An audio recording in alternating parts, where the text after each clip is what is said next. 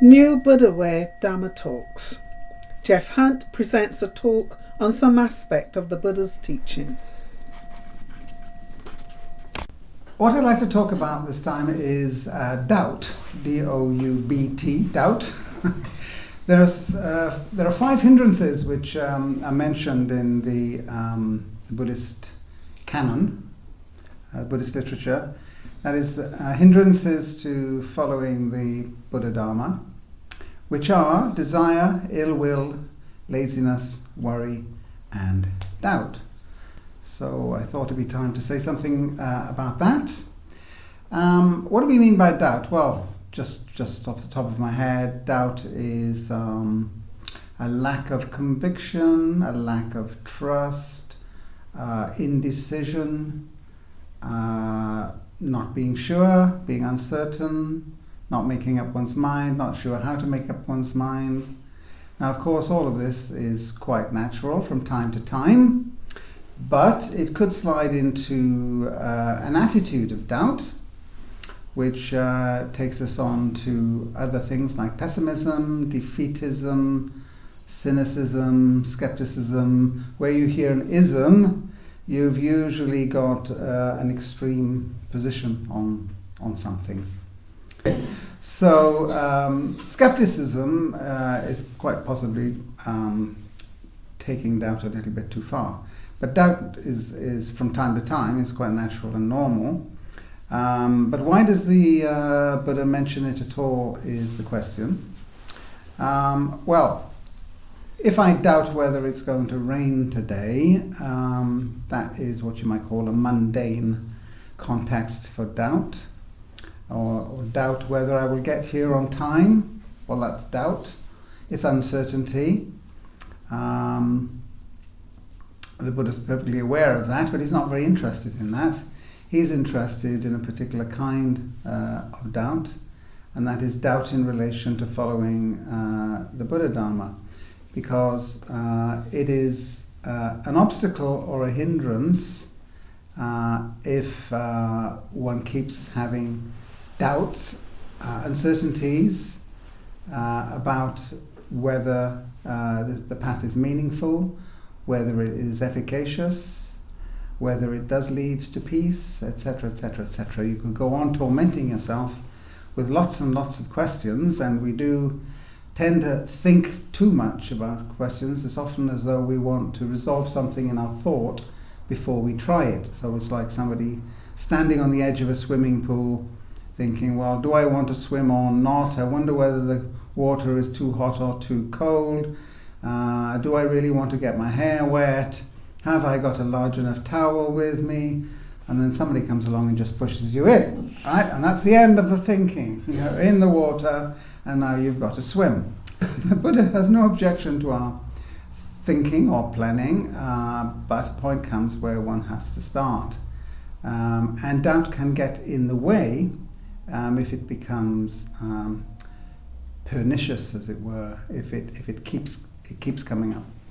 In the West, we live in a society in which skepticism is regarded as a good thing. And by skepticism, I think in the West we don't mean something extreme. We just mean having a sort of healthy open-mindedness or questioning attitude about things. And I think the Buddha would commend that. In fact, he does commend having an open mind and being questioning. So if that's what skepticism means, he wouldn't regard that as being an obstacle. I think he's more interested in an inability to make a commitment or to have any conviction in anything. Doubt turns into cynicism, for example. Now, what is cynicism? Cynicism is an extreme form of doubt in which one has no trust in people, in their conduct or in them as people, and it's marked by a tendency to find some ulterior motive for anything that anyone does. So, if one were, for example, talking about doing a fundraising walk to raise money for people in other countries who have no food, the cynic would say, I'm sure that money will never reach them anyway. It'll probably go to some corrupt regime which will waste it all. Anyway, this never really makes any difference because you feed them one day and then they haven't got any food the next, and so on and so on. And you can find out 100 reasons, or actually an infinite number of reasons. And you see, what we have here is an attitude issue. It's not about having evidence or reason behind a question about whether one should do something one way or another. It's actually not wanting to do it. It's not wanting to do it. And therefore, it's always possible to find some reason for not doing something. And that is a characteristic of thinking, that thinking has no bounds. So you could think of 100 reasons for not doing something. You could equally think of 100 reasons for doing it. At a certain point, one has to deploy one's self-awareness or one's mindfulness to say, I can see what's going on with me here. This doubt is becoming pernicious, and it's really getting in the way of my doing very much in terms of being helpful to others or advancing my own understanding. And that's the kind of doubt that the Buddha is interested in. It's interesting that doubt is often the opposite of dogmatism, in the sense that if I already have a strong conviction that something is true or right, then I'll have equally strong doubt about doing things any other way.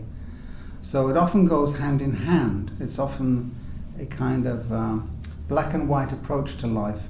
So if I'm absolutely convinced that being ambitious, gathering a lot of money and wealth, power, for example, is the way to being happy and is what I should dedicate my life to, then the other side of that coin is that I'm going to have doubt about the wisdom of doing anything other than that, because I've made, a commitment to doing this, that this is what is going to make sense of my life. So that then raises doubts about doing it any other way. So if you think about it, doubt is often, or this kind of pernicious doubt, is often the other side of having very strong convictions or attachments to doing things in a particular way or to certain beliefs. If you have strong beliefs about X, Y, Z, could be religious beliefs, political beliefs, then the other side of the coin is doubt, uncertainty, which could become quite militant about doing things any other way or believing anything else. There's a lack of preparedness to open one's mind and consider alternatives. So that's the kind of doubt that the Buddha is really worried about. The doubt that is the other side of the coin, the other side of dogmatic attachment in terms of beliefs or actions or life plans or whatever. So the way that doubt works in relation to following the Dharma is, a number of ways. One is that there is nothing wrong with my life. The way I've been brought up is fine. I don't need to learn anything about any other cultures, any other alternatives. I don't need to go any deeper into my life. I don't need to consider alternative ways of looking at things or conducting myself. Even if it's possible that one or two of these may add something useful to my life, something meaningful, something insightful, I would say to myself, there is no point in that. My mind is already closed. I would have a doubt about opening up my mind to anything else. And it might actually make me feel very insecure to open my mind to alternatives. I was talking to somebody the other day who considers herself an academic working in the humanities, who said at the dinner table, I would never open the Bible. So I said, well, why not? Oh, because I'm not a Christian and I don't believe in all that stuff and I would never open the Bible. And I said, well, excuse me, but you're an intellectual, you're supposed to have an open mind. Aren't you curious to see what's in it? Oh, I know what's in it. And she's never opened it, so she knows what is in it, and that's why she's not going to open it. You see? I suppose the Buddha is saying, when someone like himself comes along with a new teaching that challenges our whole framework of things, we are generally disposed to rejecting it. So our disposition is one of doubt. That is, I don't see why I should take the trouble to even look into it. And then this goes on, of course, because even if one did open the door, then one might have doubts about certain parts of it, which is perfectly legitimate. Because what the Buddha is not saying, now this is where we misunderstand, he's not saying that the alternative to this is simply taking something, on faith, blind faith. Because in the West, our minds are very dualistic. We tend to polarize things. So either you're for something or you're against something. Either it's good or it's bad. Either it's holy or it's evil, etc. And so we go on. So in that way, we actually close our minds to quite a lot, because we make a judgment and then we close our minds to whatever falls foul of that judgment. So it might look as though we're saying, well, if it's not, if one is criticizing or raising questions about a doubting attitude, that it must follow that you're really saying, just believe this on faith. That is not what the Buddha is saying at all. He's saying quite the opposite. He's very pragmatic. He's saying, try this, listen to what I'm saying, question me, argue with me, try it and see whether it works, see whether it doesn't work. In other words, find out for yourself. So it's not a matter of faith, it's a matter of practice, and making an effort, etc., and being free to make decisions along the way. So you see, the Buddha is not for dogmatism, and he's not for blind skepticism. He's for a middle way. He's for equanimity. He's for curiosity. He's for open-mindedness and experimentation. He's for an end to suffering, as he always says. A lot of our suffering is due to dogmatic attachment to belief systems and ways of thinking, making sense of what is around us, and anything that challenges that is likely to be some sort of threat. So this puts us in a curious position, really, because in one sense, the Buddha is very much in favor of doubt, because he wants us to doubt the sanity of our way of life. He wants us to doubt the meaningfulness of our regular way of thinking. And this sometimes in Buddhism is called the great doubt. The great doubt is whether I am actually making sense of reality and my life, or whether there mightn't be a more insightful way of going about this. So in that sense, the Buddha is actually saying, do doubt your common sense. But then when he says, when people say, well, okay, what is the alternative? Then he's saying, okay, well now, because it's a practical way, there has to be a little bit of conviction or commitment, even at the beginning. Now it sounds like he's saying, don't doubt. And that's where doubt could become a hindrance to following the path. So on the one hand, he seems to be saying, do doubt. That is, doubt the common sense, which he thinks, which he tries to persuade you that if you follow the practices, you will see for yourself a way of life which is causing suffering to us all.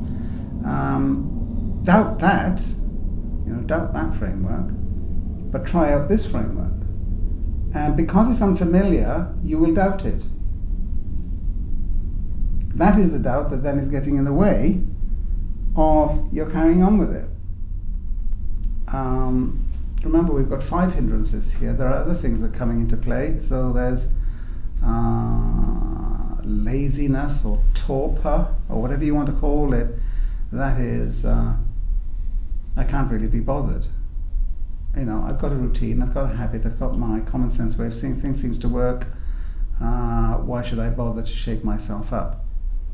Well, the Buddha would say, well, as long as you don't shake yourself up, you will continue to suffer with a misbegotten sense of reality. And that affects all of us. That affects the human race as a whole and makes us warmongering, environmentally destructive creatures on a path to self-destruction. So, he cares about us, I suppose, is the way he cared about himself. I mean, that's why he went all the trouble of leaving his family to get to the bottom of why it was that there seemed to be so much self-inflicted suffering in the world. So the great doubt is being prepared to open your minds to an alternative way of looking at things.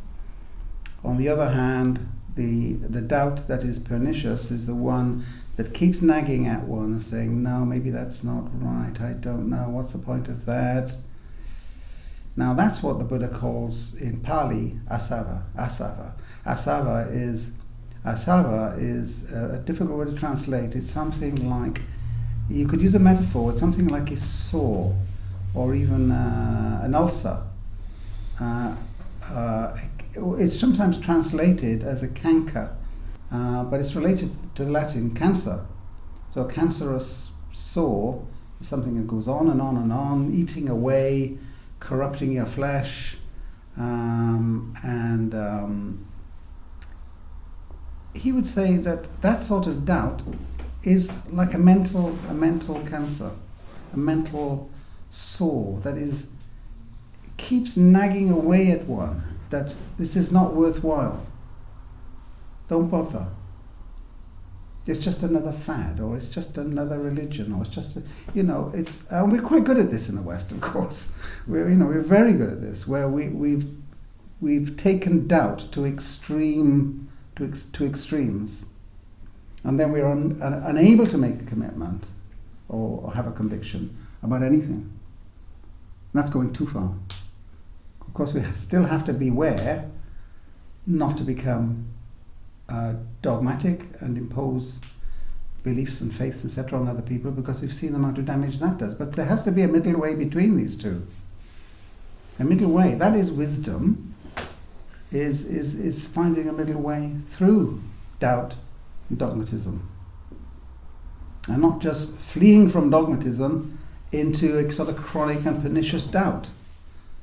So this is all the Buddha is saying, really, is don't let doubt become a kind of mental cancer which prevents the healthy development of your mind and your outlook and your happiness ultimately.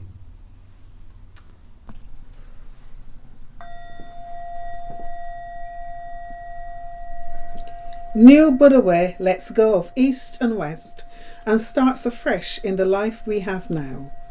For more information, visit www.newbuddhaway.org.